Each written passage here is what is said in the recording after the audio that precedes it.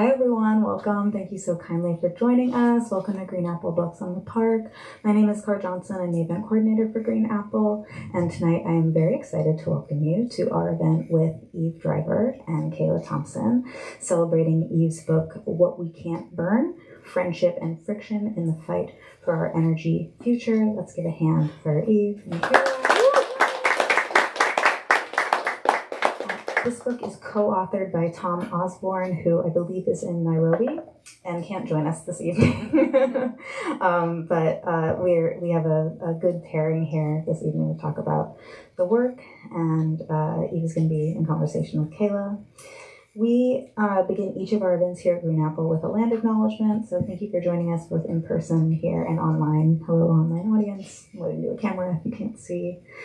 We are broadcasting from San Francisco. We are operating on unceded Ramaytush Ohlone land, and we think that acknowledgement requires action, and so we encourage you to donate either your time or monetary means to an Indigenous organization each time you hear a land acknowledgement.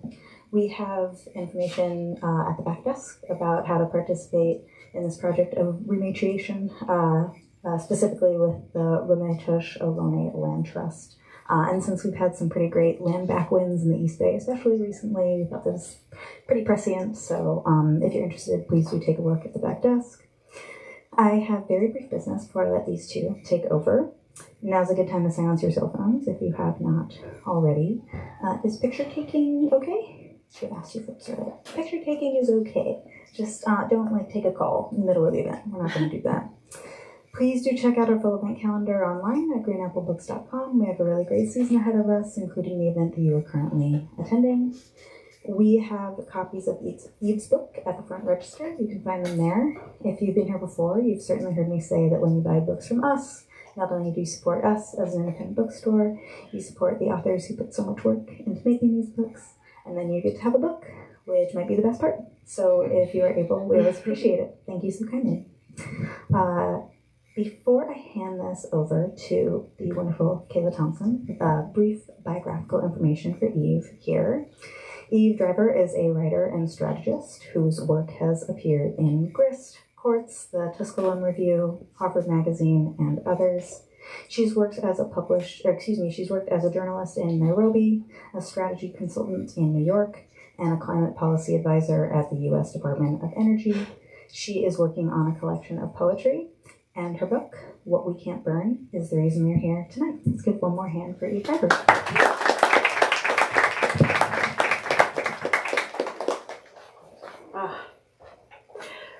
What is up, San Francisco? Yeah.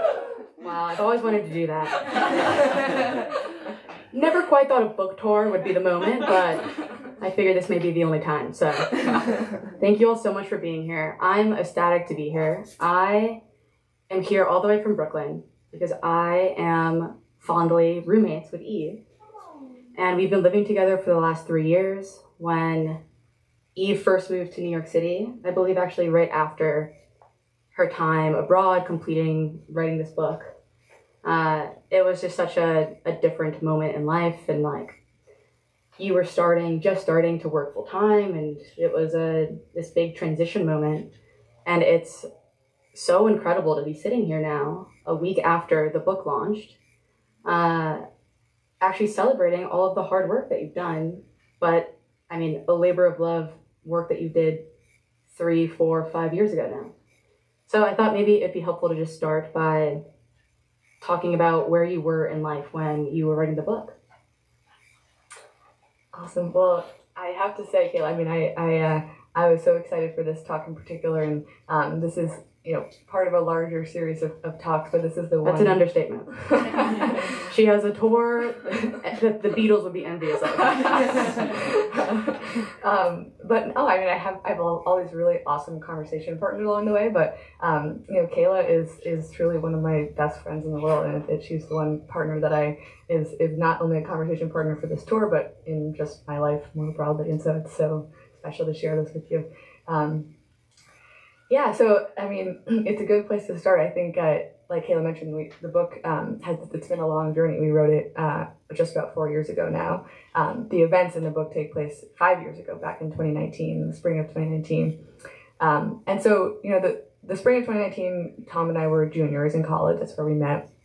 And then about a year later, in 2020, we kind of started talking about this idea in the very early stages. And, I think we had just started talking about it right before the pandemic started. And then we kind of wrote it over the course of that summer, and fall, which, also the BLM movement was going on. And it was a moment where I think we were graduating and feeling so, I guess, overwhelmed with all of the upheaval in the world, and also looking back on the upheaval that we had gone through just a year earlier, and feeling like there was so much that had happened between us and in the world that we hadn't fully processed. And I think a lot of people were taking that time during the pandemic to pause and reflect a little bit. And we found ourselves kind of going back to that time in 2019 when we had just gone on this really deep journey together as friends, talking a lot about our really different starting points and perspectives on climate. But I think we felt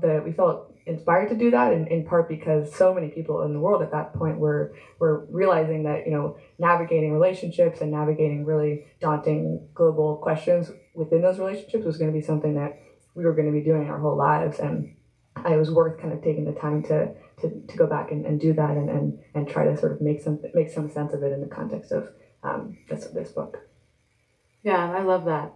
I mean, it certainly was hot button times in 2019, 2020, 2021, 2022, 2023, 2024. It's unprecedented times of unprecedented times. I'm interested in, at that moment when you and Tom were deciding to write this book, like, what was the vision for who you were writing for, and why were you writing?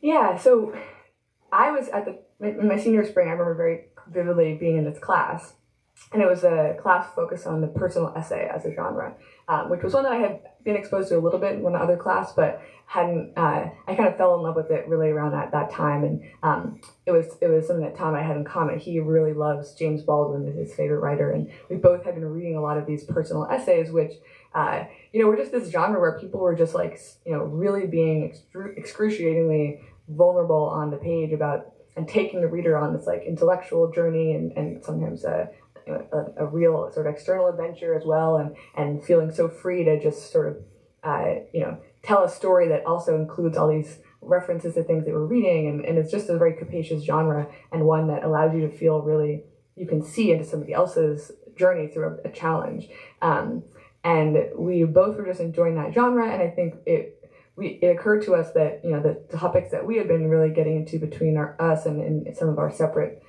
efforts around climate was a topic that we just didn't feel like that genre had dived into that topic of climate as deeply as we would have wanted it to. It just there's so much there around climate, and there's so much that people are feeling and people are thinking about, but we hadn't seen as many essays that kind of got into that. So the original vision was actually an essay collection because we both really liked that form. But then I think that one of the other things we started talking about as we started thinking about what that would look like was just kind of the ancient importance of story.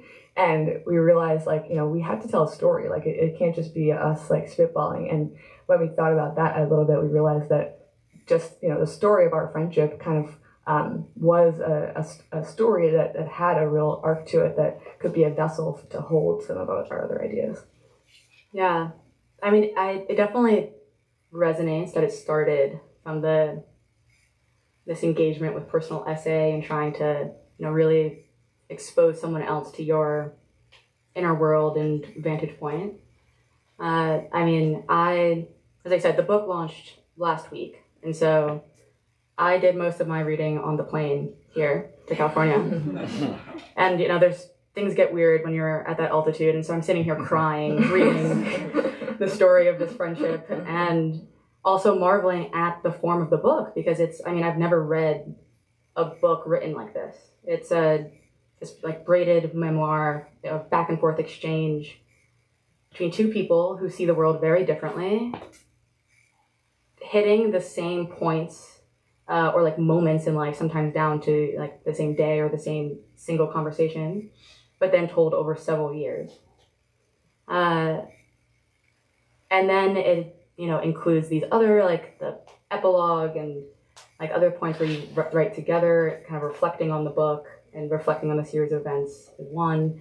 And it's just it's a really novel and interesting way of approaching telling the story. So I'm wondering if you can speak more to how the form of the book, I guess, has developed since you started thinking about it as, originally as an essay and then evolving to the memoir and now in final form. Yeah, and I Kayla and I chatted a little bit of earlier today or yesterday about kind of what we want to talk about, and Kayla brought that up to me, and it was cool that you brought that up because I honestly until recently we wrote the other pieces that Kayla's mentioning, like the reinvestment handbook at the end of the book and the further reading piece at the end of the book so long ago that I kind of had forgotten about them. I was almost back to thinking about them as these kind of addendums that were almost just sort of nice to haves. But when you brought that up, I was brought back to thinking about that time when we were just thinking a lot about what we wanted this book to offer.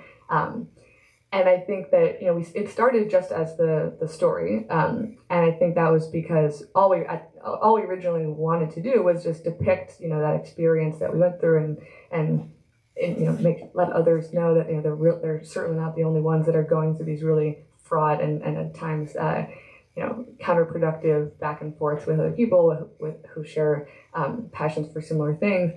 But then in the writing of the book, a theme that really came up was this theme of like, what is the value of reading and writing and thinking and being in school and discussing, and then at what point is that not enough, and at what point do we crave something beyond that? And I think we had both been reading a lot of books in college that were so interesting and really getting underneath some of these broader problems within the kind of ecological crisis that I think they were disappointing, I think, in two ways. They both were often really hard to read. They were like dense, and then also they didn't really leave us with much of like where to go from there. And so we realized that we wanted to actually kind of do both of those things. We wanted to tell a story that was easy to get into and accessible and introduce a broader audience to some of these ideas that we had been exposed to. And then we also wanted to leave people with a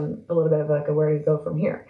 And I think that's kind of where the reinvestment handbook came from. And looking back, I really am glad that we included that, because I think there's a lot of people for whom, maybe there's elements of the story that resonate and there's elements that are important to them, but then they're kind of like, well, what's the next place that we go? And sometimes that can be a really important solve for anxiety and frustration around climate, is kind of redirecting to kind of where to go.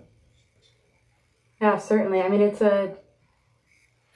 it's quite the powerful combination of, story into very tangible and direct and much needed resources for the climate transition movement. There is this one excerpt early in the book, and I'll just read it quickly because it's poignant and it's also an interesting example of your quick-witted humor and nature. But this is in the epilogue co-written by Tom and Eve in the beginning of the book. And it says, "But in the end, this is a story. It's about making and keeping friends as the world shifts under our feet. We tell this story in detail because we think the details matter. Skip to the epilogue," which is where the reinvestment handbook and further readings are, "if you're more interested in the conclusions we arrive at than the roads that we took to get there. We hope you don't, though, because you might miss the point." And I thought that was a hell of an intro to the exchange that would then take place. And it also, it just speaks well to this like ongoing theme in the book and in your tour more broadly, which is the role that art and art forms play in movement work. And it's so powerful to see, a story that helps folks like open their hearts and minds and then equips them with the resources that they need in order to keep going and do that work.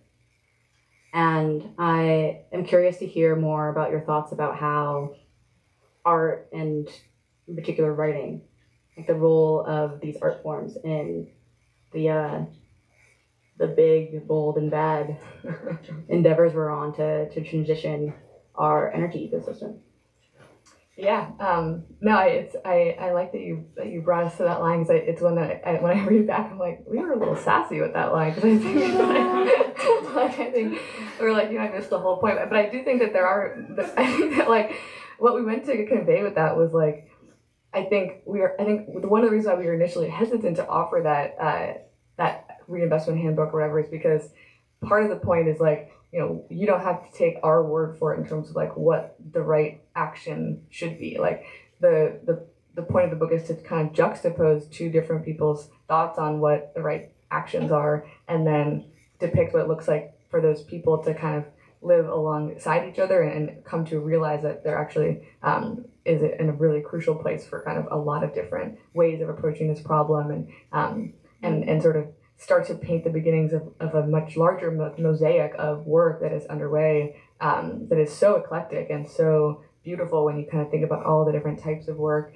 that people are up to around the climate problem. And so I think we wanted to be careful not to just start the book as, this book is going to be presenting us with a thesis, because a lot of books do that, and we kind of wanted to not do that as explicitly. But I think to your point about art, it's interesting. I think there's so many ways of answering that question, and it brings to mind a couple of specific examples. I remember the moment that I first got involved in a divestment campaign. I had just gotten back from Kenya, and I had been there with Tom, and I had just learned a lot about his company, and it had really opened my eyes about. I think I had gone into that trip. Coming right off of this class that was really diving deep into like capitalism and the abstract, and it was leaving me quite cynical about all these notions of green capitalism and whatnot. And then I toured around Tom's factory, and I was like, oh my god, like he in a very tangible way is moving. His company is basically taking sugarcane waste from fields and creating an alternative form of charcoal that was also healthier for the women who were cooking to breathe. And it just was like this hurtling down from the clouds in terms of like, just setting aside like larger discussions of capitalism. I was just like, this is a really beautiful example of someone making change in a very real way. And so then I was left feeling like, I want to, think about what that might look like in my life. And then I was walking down the sidewalk, and I saw this poster, and it just like immediately caught my eye. And it was orange, and I remember it had this cool design, and it was clear that someone had spent a lot of time designing it. Like, it was a beautiful poster, and it was an invitation to one of the first Divest meetings. And I went just honestly, like, after seeing that poster, and like I remember looking, I was like, who designed those posters? Because like it was a really cool example of just how someone's art could kind of like convey an energy and convey and draw people in. And there's a lot of people in the movement who were these beautiful designers who were also designing other types of posters and flyers, and just experimenting with the ways that art can be part of a movement and make the movement itself more beautiful. And there's a lot of these little painting sessions that they would have to create the posters. And so that's one example. But then I think writing was, for me, I think what the poster got me into the meeting, and then I went to the meeting and I was like, what's going on with all this stuff? I was like trying to understand it, and then reading the writing of this one writer in particular, Bill McKibben, who started the divestment campaign and is also a really, really beautiful writer, I think was what hooked me and what ultimately convinced me to get involved. And Bill McKibben and so many others have just written such beautiful kind of not just storytelling, but really lucid explications of what divestment is all about, and what what we might do in light of the climate crisis. And I think it has drawn so many people into the movement in ways that go way beyond what you can just do kind of face to face. And so I think that I don't know, for me that was like the second piece of it. So I think art was crucial kind of throughout the whole journey of learning about what was going on. It is inspiring. I happened to come home fresh off of Eve for the first time, having an in-depth conversation with Bill McKibben, her childhood hero of the climate movement. He's like, as she mentioned, one of the first folks who took to writing deeply and kind of raising awareness about climate change. And then I come home and Eve is like twirling around the living room, ecstatic as if she had just met like Brad Pitt and like he had, given her a rose, like just like so like over the top. And it's just, the energy is very exciting. It's awesome. There was you were talking about the art that led you to the co-op, which is a place on campus where the Divest movement was holding a lot of their meetings. There was an excerpt in particular from that experience in the book that read so beautifully. I was wondering if you would indulge the audience in reading a bit of it for us. Yeah, no, I think this is a good... Kayla and I were looking at this section, and it was one that I hadn't revisited in a while, but I do think it's a good...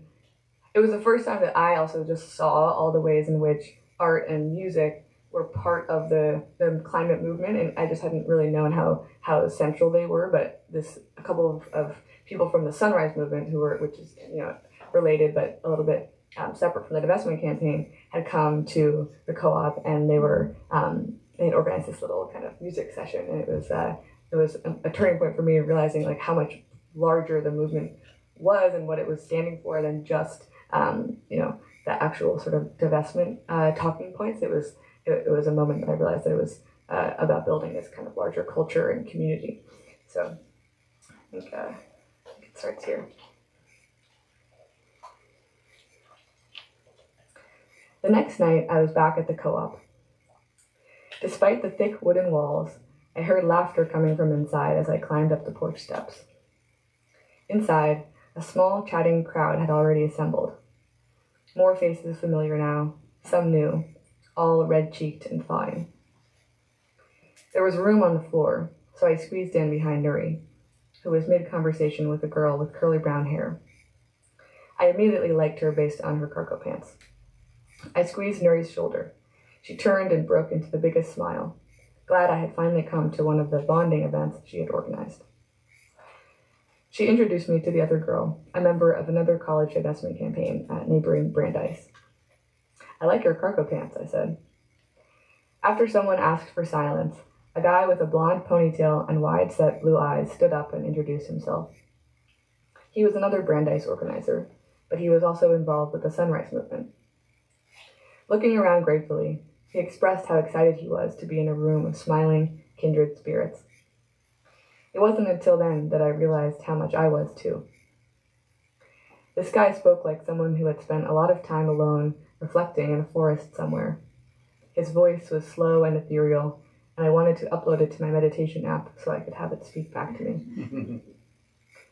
In his hands was a guitar, which I had only been vaguely aware of until he strummed it, the whole space filling with a warm G chord.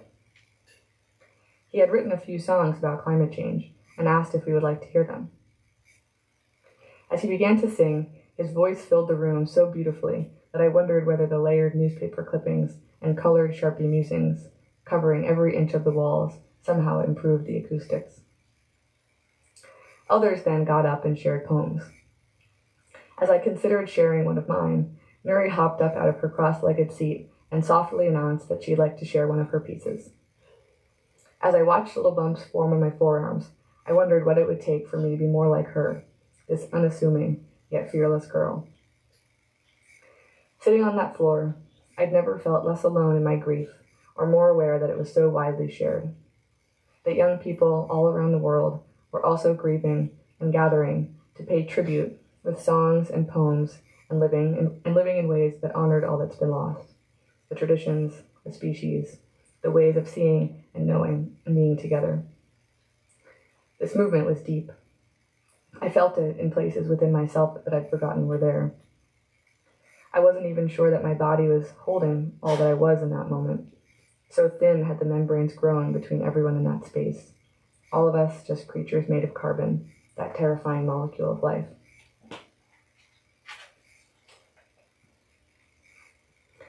We all walked back to campus together, the night feeling vast as it should. I could see us, a train of 20-somethings crawling across the earth, barely noticeable from the top of a tall building, invisible from a plane, insignificant from the distance at which the great Earthrise photo was snapped. It was stunning, the scale, and the fact that so many young people had become mobilized around the thin layer of atmosphere encasing our round and spinning rock. There we all were, trying to transcend something about our human limits, to somehow weave multinational C-suites, our college president, and farmers in Kenya and Brazil and California into a single, scary story. And in the same breath, trying to be humbler, to remind ourselves and each other that we are nothing without the water, air, and soil around us. Nuri and I were feeling goofy as we walked. The air was just beginning to betray the whisper of springtime. It was the kind of night that bulbs must be evolved to detect, to take as an invitation. And we didn't even ruin it by wondering if it was coming too early this year, as if casting dystopia over warm weather was going to do anything to cool it down.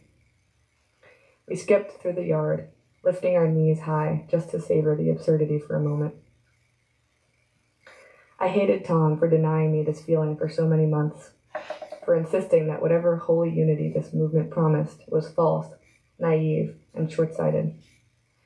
If only he could let himself be enveloped, carried away, I knew he too would have fallen in love with it. And it struck me how desperately I wanted this for him. I wanted him to look around and feel that he belonged here, to know that he did not have to bear the weight of the warming world alone. Nuri and I sang as we walked. Tom loved to sing. He and I loved to sing badly together. After everything, I still missed him. I missed the ways he abandoned himself to each moment, just as I was doing tonight. The way he would rather feel everything, the lows as much as the highs, than live as anyone other than exactly who he was. I wanted him to be next to me, sharing in this moment, telling me that at the end of the day, we were on the same team. But that was just it. I knew as we said our goodbyes in the dark that this was not a crowd in which Tom would ever feel at home.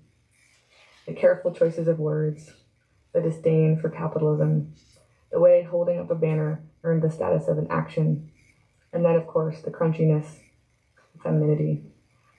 As I hugged Nuri goodbye, I was hit with the sinking feeling that these could never be Tom's people, not in the way they could be mine. And no matter how many times or how many ways I hurled divestment talking points at him, I was never going to change that.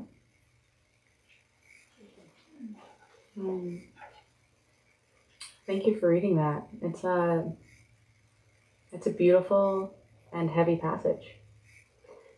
Of the several things that stood out to me were the way that art in that moment, music in that moment, was such a powerful unifying force for you and the other folks in the Divest movement. But also that not everyone feels that way. And it reminded me of, kind of one of these core tensions in the book and kind of in life in general, which is when people are really impassioned about something, they face the challenge of you're so impassioned, you show your form of care by taking action. And in taking action, you might do things that upset other people. And so you have these tensions between care as action and then care as making everyone happy. And often making everyone happy involves doing nothing. And getting things done involves action, which involves sometimes pissing people off. And it doesn't surprise me that this core tension comes up so often in your book, in part because we're roommates, and so I know that you keep a scroll of core tensions written and hung up in our bathroom. Just in case you ever wanted to relax a little bit, you can just look up and ponder all of the biggest questions of life. But this particular core tension comes up often in the book, and it's a hell of a question, because the climate movement in particular is a movement that's so weighed down by so much anxiety and feelings of loss. And in response to the the sensation of loss of so many species and moments of Earth and connection with Earth. Oh wow! What does that mean? Sorry. It's a endangered adult emergency.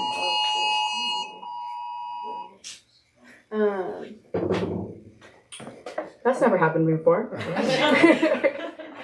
Who knew that those were even still on? Anyway, I'm saying we have loss. An older adult. I know. Oh gosh. Which then triggers a feeling of like needing to protect oneself or like fight or flight, basically. And so in response to people disagreeing about things, they tend to just not engage with people that they disagree with.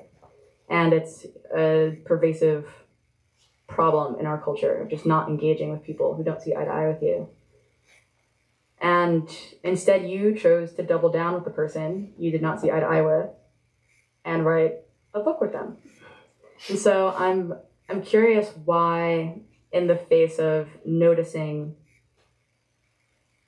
prolonged disagreement with someone, Tom, that you chose to keep engaging. Yeah. No, I mean, I guess first of all, just thinking about this passage and I think where I was at with that question in that moment, I remember feeling like there was on the one hand this broader culture of environmentalism, which included so many things that really resonated with me and things that I had grown up with, that it was this realization that was not a culture that everybody kind of feels the same way about to me. And I was like, wow, I wish that there could be, and I hope that there, can be this mosaic of different cultures of environmentalism that everyone can find their place within. And I had to sort of come to terms with the fact that Tom maybe would never find his place in the same pocket that I would, but that didn't mean that we couldn't be part of the same broader picture. And I think that was why I felt like, I think that in certain cases there are people who, you disagree with them and it's just nothing but draining and dangerous to your relationship. And that can be true with family members or it can be true with friends, but I just always felt this sense with Tom that we not only did we share the same kind of ideas and goals about what we were looking to see in the an energy transition that was not just an energy transition but a just energy transition.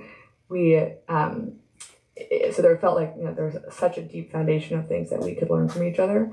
But I also just felt this sense that he and I had this deeper affinity for larger questions and we actually could have a lot of fun disagreeing and fun kind of playing with ideas in ways that lightened, I think, the sense that all that we were experiencing was kind of a more draining form of disagreement. And so I think that I certainly wouldn't want to suggest that what worked for us is kind of a model for other people, but I think that we were also in this moment where we were students, and I think we were able to disagree in this way that felt very kind of like extracurricular or almost recreational. We didn't have a obligation to one another. We weren't sharing a workplace, or we weren't deeply in a movement together and having to sort of figure out how to navigate. We were just doing it because we were curious about the other person and why it was that we had all these differences. And so I feel like that enabled our conversations to take on this really free and really kind of educational quality in a way that I think is different from disagreements that take place within the context of trying to get things done or trying to share other types of spaces with other people. Yeah, I mean, it's interesting because there is you and Tom were college students at the time, and college is such a magical time where you have people from all over the world doing very different things who, by chance and proximity, are in community with one another, and that community within itself is a form of connection and just kind of shared understanding. But one of the interesting points that you were just kind of alluding to at the end is this the reality that outside of college when we think about climate and climate justice, you have this very broad ranging shared mission that a lot of people can actually stack their hands on. And where we get lost are in strong disagreements about tactics and approaches to how to get things done. And disagreements about the approach are so strongly felt that different people who serve roles to advance climate don't like, can't stand, and don't want to engage with other people who share the same mission with them. And it, I don't know, it just created these like silos that just, I mean, for lack of a better word, are whack and weird.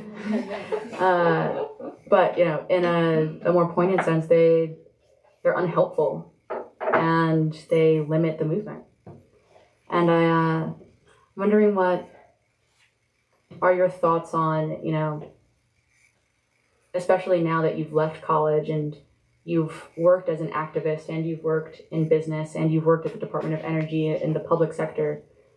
I mean, like, what are your thoughts on how the different roles and areas of the movement can better work together and work alongside each other? Yeah. Well, I think that, you know, as soon as you leave a college and a college campus, I do think that the silos that we experienced even there only get more, you know, discrete because everyone's in different workplaces and often just using extremely different languages and living extremely different lives. And so I do think that the siloing that you're talking about it becomes even more real. I think that, you know, just to make it really granular and specific, I think there was one, just because I think it's a really important question, but it's one that I think needs to be like kind of litigated differently in every context that we see these, you know, conflicts, whether it's a new project being developed and potentially crossing over the ecosystem of a particular endangered species, or you know, debating the terms of a particular new like tax credit for different types of hydrogen or carbon capture. There's so many of these like really intense debates that are being had and that need to be had, but they're all really different in terms of the sort of way that question can be answered. But I had this really memorable experience when I was at the Department of Energy where it felt like this question was really alive and an open question still, where I went to this, it was like a community hearing in Louisiana for this project that had been approved for funding from the Department of Energy, but it was facing a lot of opposition at the community level because it was not that far from this place in Louisiana called Cancer Alley, where there's just been really, really brutal histories of chemical pollution from fossil fuel companies and continues to be. And so this new project was not a fossil fuel project, but it was a new sort of type of climate technology that the communities were skeptical about for very good reason. And so there was this hearing, which was intended to be a conversation between the project developers, the Department of Energy, and the community members. And there were also a few different kind of national environmental justice groups that were there to represent their groups. And so it was a really interesting mixture of stakeholders kind of in the room.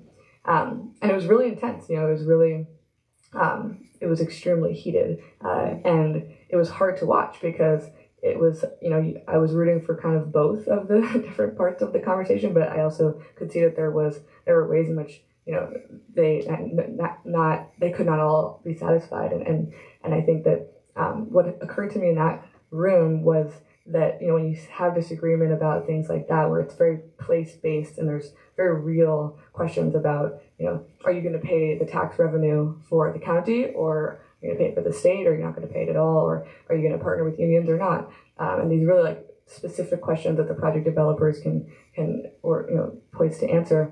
You know, the type of disagreement that Tom and I had, and that we honestly celebrate it as in ways of learning from other people. You know, that was not the type of disagreement that was happening there. Like those debates were happening between stakeholders with very different relationships to power, and it wasn't just a sort of a back and forth of let's see the other side more empathetically.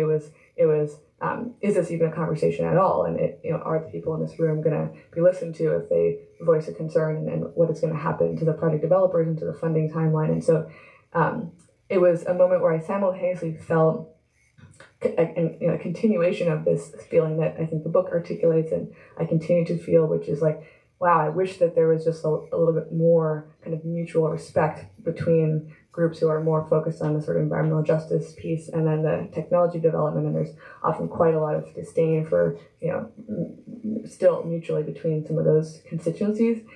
And when push is coming to shove in some of these moments where these debates are playing out, it's not an intellectual debate where people are learning. It's a moment where conversations are happening kind of over the top of very real decisions that are being made by those who have power. And so I think that it was a moment where I realized, like, yes, there needs to be this continued push for kind of bridging the silos between those types of groups. And it's important to remember that those conversations aren't happening in a vacuum. They're happening kind of in relation to really, really old power dynamics that are not actually different yet from the ones that created the energy system that we have today. And so it's important to continue to bear that in mind. Yeah, it is it's a poignant example of the role of the activists, technological advancement, and the public sector kind of working together to figure out what are we going to do about the mess of energy and various cumbersome systems that we have to think about how to overcome and deal with and put in new systems. It reminds me of a piece in the very end of the book, which is for more context for those who haven't read it yet, the divest movement that Eve took part in at Harvard only continued to grow. And even though Eve graduated without Harvard having fully divested, there was an incredible swell of support for the divest movement in the years after. And eventually Harvard did end up pulling out of some of their fossil fuel investments. And so there's a really powerful ending note that's written as a reflection after the core pieces of the book. Let me just find it here. And I'll just take a moment to read it out loud. It says, as campaign organizers always made clear, however, divestment itself was not the sole or even primary goal. Rather, its broader goal was to spark larger conversations and pave the way for real climate action and policy to become possible. Green Char, which is the charcoal company that Tom had created in Kenya, Green Char's story was a helpful one to revisit after divestment was promised, and the campaign began thinking more seriously about reinvestment. Once the Harvard management company committed to decarbonizing the endowment, the question quickly became, how does one build and scale a just and sustainable economy? I loved that ending to the book because I thought it, as for a book that's such a lively exchange of ideas that feel at odds with one another and that is constantly grappling with the question of there's business and there's activism and they're in conflict usually and running on different tracks at best. It kind of wraps back and actually says no, the activist work was so important, and now that we've done the activist work and freed up space for the actual work that we need to get done with clean energy, now the role of technology in the private sector and new ideas is so much more interesting because you've done the work to get there. And I'm wondering what other thoughts and kind of reflections you have about that pairing of the work of activism and then the public sector to run alongside and in conjunction with private sector. Yeah, well, I think there's probably two things I would say. The first is that I was always, when I first learned about the divestment campaign, it was interesting to me that there were three prongs from the beginning to the campaign, and it was disclose, divest, and reinvest. And the reinvest piece was always part of it, but it wasn't something that was as much of a focus. And it was honestly one that was hard, I think, for a lot of people to wrap our heads around, because most of the people in the campaign, if not all, really didn't have a business focus or orientation or language to start thinking about, well, what types of investments do we think are wise, and what are the asset classes? Like it's a whole another set of questions. And so I think that when divestment was achieved, it was kind of like, okay, well, now maybe this is a set of questions that is worth spending some more time on. And it was one that I was involved in sort of looking, doing some more research into it, and then that work then contributed to the reinvestment handbook. And I think that it's what I like about it, and why I kind of really got hooked by this three-pronged vision, is that it's both focused on what we don't want and what we do want. And I think that can be, I think that it's an important balanced kind of set of things to say, because I think that sometimes it can be easier to point to what you don't want than it can be to point to what you do want. That being said, it's a little bit of a challenging question to think about what a campaign looks like in the context of reinvestment, because it does start to become this thing that gets very granular, and something that the Harvard Management Company in this case was really kind of thinking about very seriously. And I think that it didn't ultimately become something that student activists were in the room for, but it was, I think, important for us to be able to have something to say about what is it that we're trying to point to. The second thing I would say, which was such a cool, I still can't believe it, honestly, thinking back to this time, was just how quickly the momentum around divestment and the Sunrise Movement and the Green New Deal, in 2020, 2021, all of that momentum just paved the way for it to be possible for President Biden to campaign on climate, and then for the Inflation Reduction Act and the bipartisan infrastructure law to get passed. Like, that legislation is just still so mind-blowing and historic, and I think a lot of the people who are now focused on implementing it, and project developers who are getting like billions of dollars to now build a new energy system, some do and some don't, I think, give credit to the activist work that really preceded all of that, and that made the political conditions such that kind of type of a platform for a president could be possible. I think that it was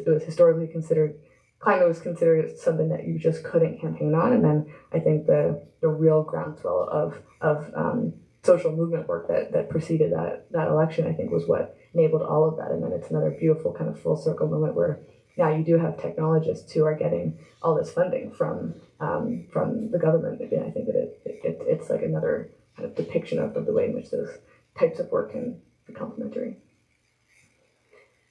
It is, you are too humble. And, briefly going over the terms of reinvestment, and yet you are so involved in thinking through the Inflation Reduction Act and being at the DOE when it was rolling out, and thinking about, the incentive system that we'll put into place to actually incentivize clean energy. And it's it's just so inspiring to see you move from activist into these other roles in the ecosystem and move between them so seamlessly. It's it's such an inspiring story. I love the story.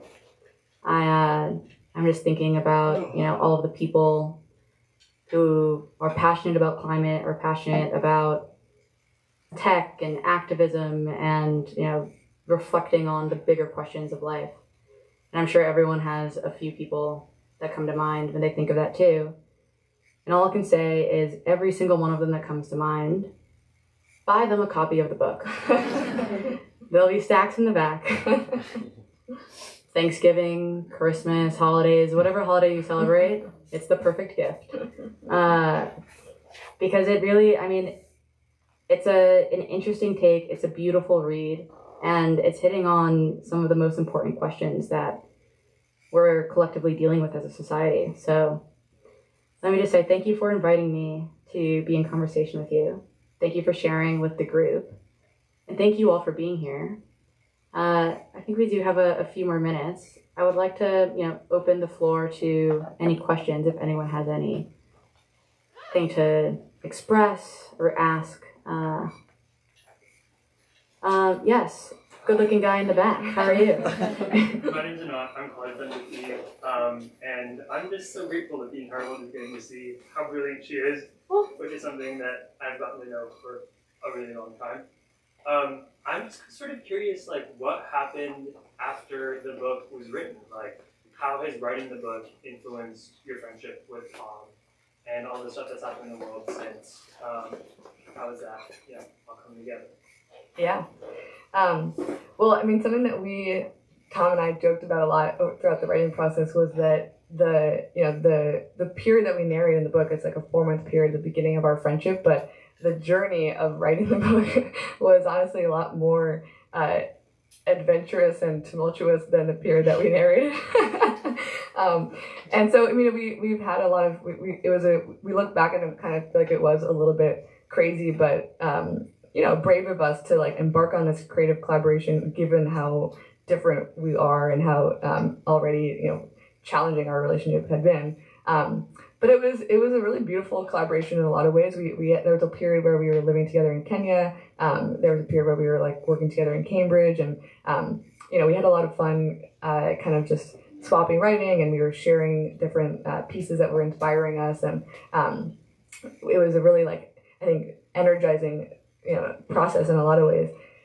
There were other moments that were really hard, and then I think it was a really intellectually intimate project, and we got extremely close, and I think it was hard for us at times to navigate just the differences that we continued to have, and the friendship that evolved from the narration of the friendship, and so I mean, I think that I am personally so grateful for for that journey. I think that it taught me so much about. I think that the book is about what we taught each other as it relates to climate, but I think that the creative process taught me so much about just how to sort of trust somebody else in the context of emerging as a not just a writer but as an adult, and we were really important people in each other's lives during the pandemic and during the early stages of our adulthood, and so I think that there's a lot more to say there, but I think that it was a 4-month period that we narrated, but a 4-year period that has expanded kind of in the aftermath of that. And so, we joked about writing a sequel, but we decided that's maybe not advisable. Yeah, go ahead. Follow-up question from Anand, but seeing that a lot of the book is really vulnerable about your relationships with Tom and judgment even in the early areas of it as well, and how someone's approaching the problem, what's right, what's wrong, where you're trying to understand each other. How do you feel about that now, that it's in the hands of people that you know, people that you don't know, there's just so much vulnerability on the pages that people are getting exposed to in the last week even? Yeah. No, it is kind of crazy. This girl who I supervise at work was reading it, and she was like, I feel like I'm seeing into your mind and soul. I was like, oh, good. But no, I mean, I think for the same reason that I love the genre I was talking about in the beginning, a personal essay and memoir, I don't know, I feel like it is just an honest book about the way I thought about something during a period of my life, and I think it's so cool when writers share themselves with readers in a way that is very vulnerable and intimate, but it's kind of one of those things where if it resonates with somebody, and if they find it beautiful or if they find it moving, great, but it won't with everybody, and I think I feel like it is just my perspective on the page, and so if there are people who it turns them off or whatever, I'm kind of that it wouldn't have been, they wouldn't, there's not that much that has been lost there, I guess, because it is just sort of the truth about the way I thought about that. And I think there were times throughout the writing process where I think we both felt a little bit what are we doing? Why are we opting to share all of this with people that we don't know?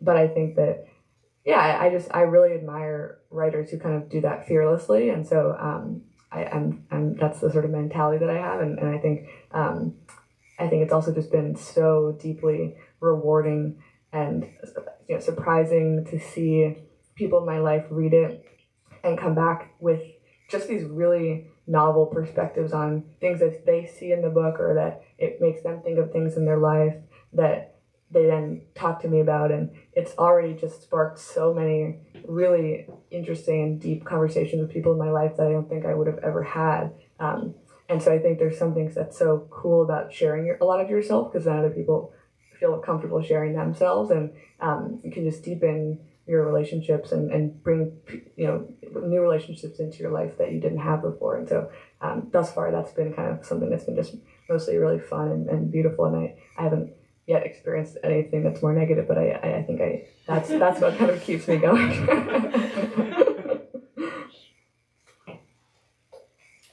Thank you so much, folks. I haven't read the book, but I'm super excited to read it.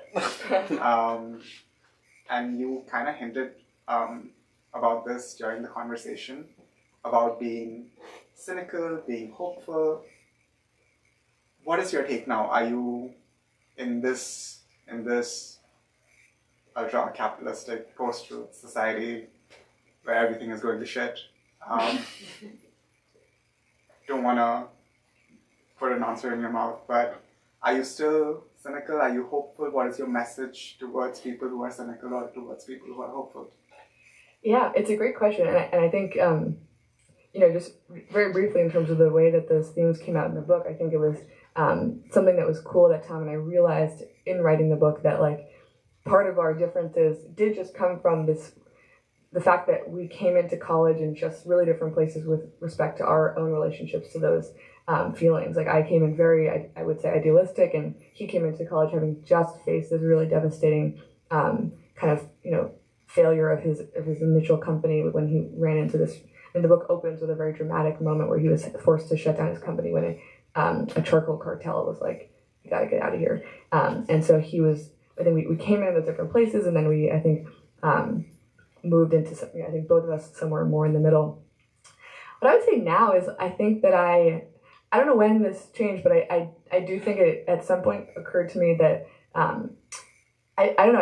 I think that humans and humanity are so we're so bad at a lot of things that like the idea that we could confront climate change is almost like crazy. Like that's not something that we've never been able to rise to an occasion like that before. And so when you take as your starting point, like that, I just think it's so cool and beautiful the ways that people are. And they really are. I mean, they're just like right and left, these like amazing, array of, it's just like, again, I was kind of alluding to this earlier, but like, just this really wide range of people who are these like, engineers who are coming up with these like crazy new ways of doing things. But then all the way to like, I don't know, like my cousin is a wildfire fighter, and he's like fighting a fire right now. And like, he's also a writer, and he's writing about that. And it's just so cool to see these people who are going around in all different parts of the world, taking these really different approaches and finding a lot of meaning in that. And it's becoming an animating force for a lot of people in terms of how they think about not just their career, but the way they want to kind of move through their lives at this point. And so I think that's so, it's almost like it's beautiful just to see the way that people are finding ways to become just a little piece of the larger effort to sort of confront it. And whether or not I do think I'm a lot more hopeful about it than I was a few years ago, but whether or not we make progress against some of the kind of like quantifiable targets that we have, I think that we can find a lot of pride and enjoy in just seeing the ways that people are rising to the moment.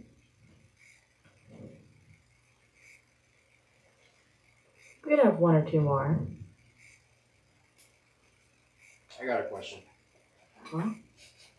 Where can we start in exposing some unjust situations with law enforcement? Well, that's a really good question, and it's actually something that we don't get into a lot in the book, but that was a big part of the false divestment campaign. Was actually there was a prison divestment campaign going on at the same time, and so there was a lot of discussion in this period that we narrate about just the intersections between the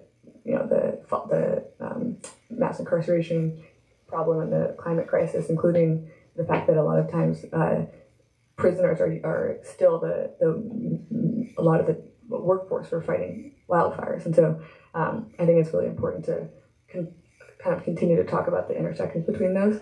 And I would say I don't feel like I'm the best person to answer the question of kind of that you specifically posed, but I think it's a really important one to raise in this context. Thank you.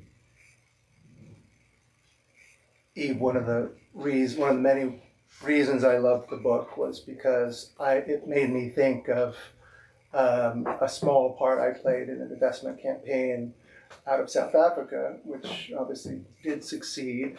You've had huge success at the college level in taking what was a movement that you came to new and having some real success in eventually after you left Harvard in getting Harvard to divest and reinvest. And then you moved on to a bigger stage in some ways with the Department of Energy. You spoke about the Investment Reduction Act, infrastructure, the IRA, whatever it's called. And I wonder if that is the role we see, the college students now playing a very large role in a current divestment and reinvestment campaign in a couple of countries, Russia and Israel. And I'm wondering if that is the main role of students, especially college students, and that there's always going to be a place for those college students to kind of lead in these kinds of campaigns, or can you see yourself, now that you're a professional, continuing to be that kind of an activist as well as an implementer of new things? Yeah, no, it's I would say something I believe very deeply, that if you're against, I saw this, someone said this to me the other day, and I was like, this is such a good point. If you're against whatever the college students are protesting, you're probably on the wrong side of history. And I think that the college and the forum, or the role of the student protester continues to just be so important, I think, on just about every kind of dimension of social change. That being said, I think it then becomes this interesting question of what do you do after you graduate, and what does it look like to move from being in those spaces where those movements are not only very active, but you maybe have more time to be involved in them, to then how to carry some of those revolutionary ideas and spirits into the adult world, where you suddenly do have to structure your life around work and things like that. And so for me, it has been really meaningful to both kind of find ways to make change in my sort of day job and my work at the Department of Energy, and also I do still go to protests, and there's still also really great organizing happening around New York, and I think that I continue to think about what I want that to look like now that it's not just something where you walk out of your dorm and there's a thing happening on the college quad. You have to go out of your way a little bit more, and you have to be intentional about finding the groups that are organizing those things. But I do still think that the college student continues to be at the forefront of a lot of these things, and I think that's really inspiring.